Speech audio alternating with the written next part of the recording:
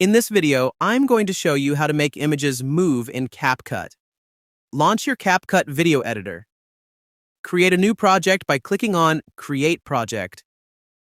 Import some images and drag them to your timeline. For example, I have imported a tiger and a lion image. To apply movement to the image, you have to create a keyframe in the image timeline. Select the image on which you want to apply movement by clicking on it. Drag your playhead to the position where the first keyframe will be created. In the top right menu, click on the Scale keyframe and Position keyframe.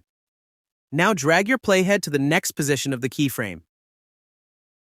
Now increase the scale and reposition the image to your liking. You can see that after repositioning the image, the position value automatically changes according to your image position.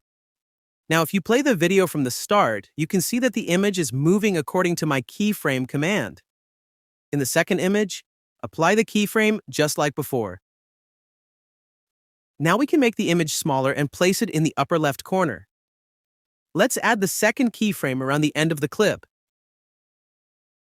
Drag the image to the bottom right corner. And our work is done here. Now if I play the clip from the start, you can see that the image is moving from the top left corner to the bottom right corner. Feel free to reach out if you encounter any issues during the process. If this video helps you out, please leave a like and subscribe. Comment below if you have any questions.